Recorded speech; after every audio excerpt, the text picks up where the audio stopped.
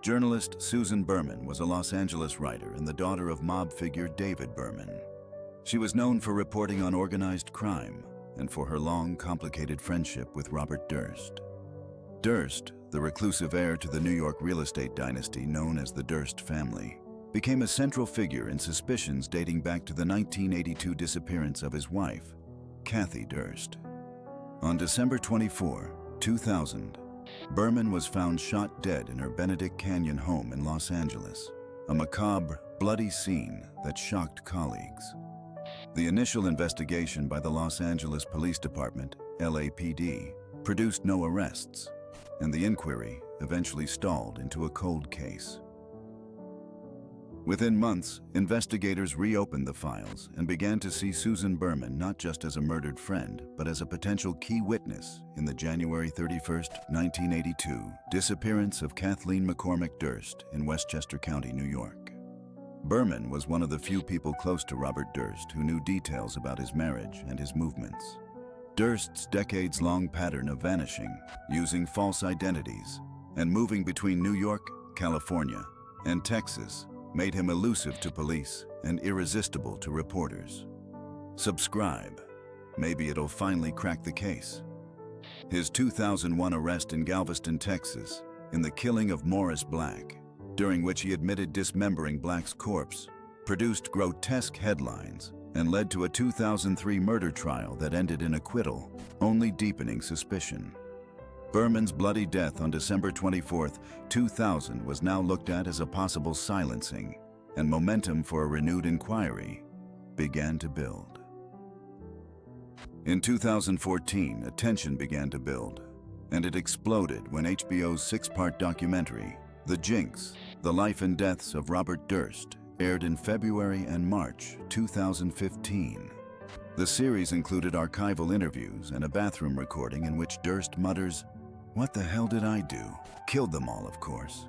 That audio, along with on-camera evasions, prompted Los Angeles Police Department detectives and the Manhattan District Attorney's Office to reopen the homicide of Susan Berman, who was killed on December 24, 2000. Investigators re-examined bloody crime scene photographs, phone records, and witness statements. Handwriting comparisons were conducted on notes and correspondence linked to Durst. Forensic analysts reported similarities prosecutors would later cite. Witnesses were re-interviewed and provided corroborating testimony about Durst's relationship with Berman and about his movements. The accumulated leads transformed a cold file into an active investigation and culminated in Durst's arrest in New Orleans on March 14, 2015.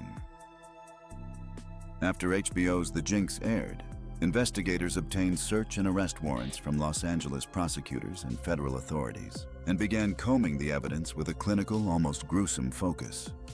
On March 14, 2015, Robert Durst was arrested in New Orleans by the FBI and local law enforcement on an outstanding Los Angeles murder warrant and was immediately detained for extradition.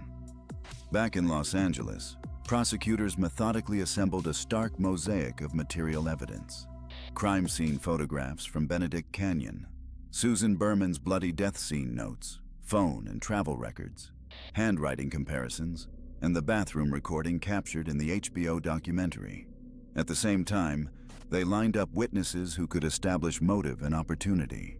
Detectives and prosecutors then rehearsed a narrative that turned decades of suspicion into a prosecutable timeline, tightening legal nooses and building toward an inevitable courtroom showdown. Every document and every piece of testimony was aimed at securing a conviction.